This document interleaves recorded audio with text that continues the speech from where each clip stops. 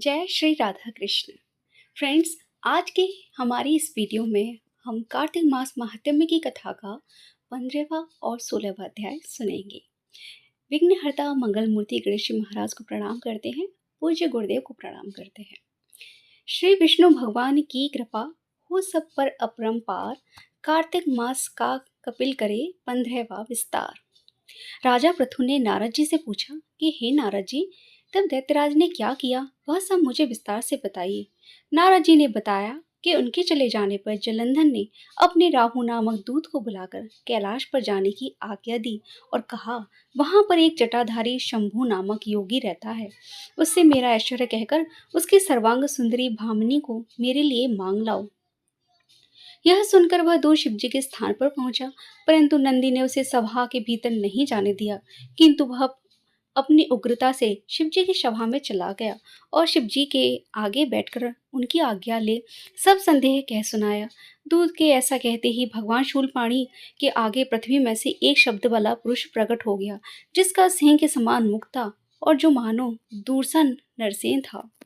वो दौड़कर राहु को खाने के लिए चला तो राहु वहां से भागा, परंतु उस पुरुष ने राहु को पकड़ लिया। फिर उसने शिवजी की शरण ले अपनी रक्षा मांगी तो शिवजी ने उस पुरुष से राहु को छोड़ देने को कहा। तब उसने कहा कि मुझे बड़े जोर की भूख लगी है, मैं क्या खाऊं। तब महेश्वरी ने कहा कि यदि तुझे भूख लगी है तो शीघ्र ही अपने हाथ पैरों का मांस का भक्षण कर लो। शिव जी की आज्ञा से वह पुरुष अपने हाथ और पैर का मांस भक्षण कर गया। वह केवल उसका सिर मात्र शेष रह गया। उसका ऐसा कृत्य देखकर शिवजी ने प्रसन्न होकर उसे अपना आज्ञाकारी मानकर अपना परम प्रिय गढ़ बना लिया और कहा, मेरी पूजा की तरह अब तुम्हारी भी पूजा होगी। जो तुम्हारी पूजा नहीं करेंगे वह मेरे प्रिय नहीं होंगे। शिव जी से ऐसा वर पाकर उस पुरुष को बड़ी प्रसन्नता हुई। उस दिन से वह शिवजी के द्वारा स्वीकृति मुख नामक गण होकर स्थित रहने लगा। इस प्रकार कार्तिक मास महात्म्य की कथा का 15वां अध्याय पूरा हुआ। अब हम कार्तिक मास महात्म्य की कथा का 16वां अध्याय सुनेंगे। सुनो लगाकर मन सभी, संकट सब मिट जाए, कार्तिक महात्म्य का वशिष्ठ पढ़ो 16वां अध्याय। राजा पृथु ने कहा कि हे नारद जी, यह तो आपने महाप्रभु शंकर की बड़ी अद्भुत कथा सुनाई है। कृपा करके आप यह भी बताइए कि उस समय राहु उस पुरुष से छूटकर कहाँ गया। नारद जी ने कहा कि उससे छूटने पर वह बर्बर नाम से विख्यात हो गया और मानो नया जन्म पाकर उसने अपने आप को धन्य माना। वह धीरे धीरे जलंधर के पास गया। वहां उसने शंकर जी की चेष्टा कही। उसे सुनकर दैत्यराज को बड़ा क्रोध आया और उसने सब दैत्यों की सेना को सजाने की आज्ञा दी।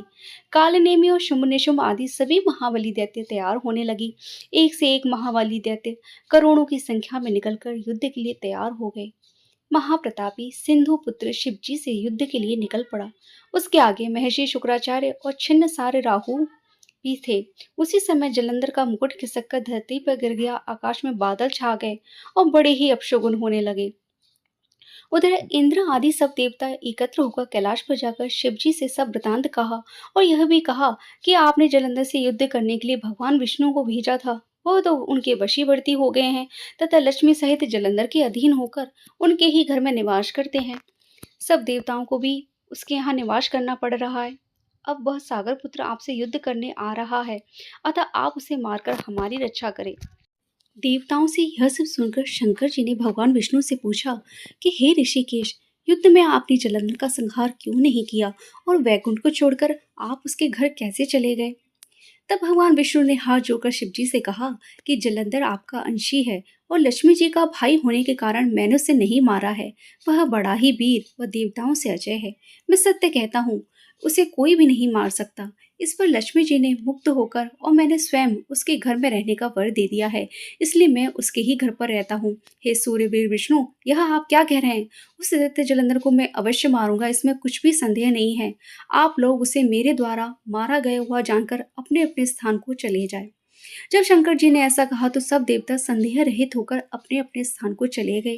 ठीक उसी समय पराक्रमी जलंधर अपनी विशाल सेना के साथ कैलाश पर्वत को घेर कर सिंहनाद करने लगा।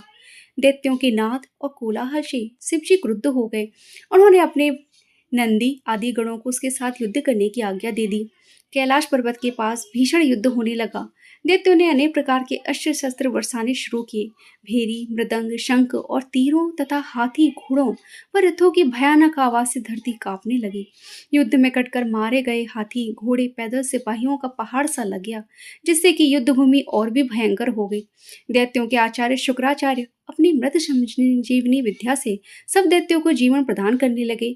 यह देखकर शिवजी के गण व्याकुल हो गए और उनके पास जाकर सारा वृतांत सुनाया। यह सुनकर शिवजी के क्रोध की सीमा न रही। वह अपने भयंकर रूप से दिशाओं को प्रज्वलित करने लगे। उस समय उनके मुख से एक बड़ी भयंकर कन्या उत्पन्न हुई, जिसकी दोनों जंघाएं ताल वृक्ष के समान थी। वह युद्ध भूमि में जाकर जब अस्त्रों को चबाने लगी, युद्ध भूमि में इस तरह से विचरते हुए शुक्राचार्य जी के पास पहुंची और शीघ्र ही उन्हें अपने उदर में गुप्त कर लिया और स्वयं भी अंतर्ध्यान हो गई। शुक्राचार्य के गुप्त होने से दैत्यों का मुख मलिन पड़ गया। वह युद्ध छोड़कर भागने लगे। इस पर शुंभ निशुंभ और कालनेमी आदि सेनापतियों ने अपने भागते वीरों को रोककर शिव गणों पर प्रहार किया। शिव जी के नंदी आदि वीर गणों ने गणेश और कार्तिकेय पर भी प्रहार किया। यहाँ पर कार्तिक मास महात्म्य की कथा का 16वां अध्याय भी पूरा हुआ। अगली वीडियो में हम कार्तिक मास महात्म्य की कथा के 17वें अध्याय को सुनेंगे। तब तक के लिए नाम जप करते रहे। बोलिए कार्तिक के ठाकुर की जय। फ्रेंड्स, वीडियो यदि पसंद आ गई है तो प्लीज़ वीडियो को लाइक कर दीजिए और ज़्यादा से ज़्यादा शेयर ज़रूर कीजिए।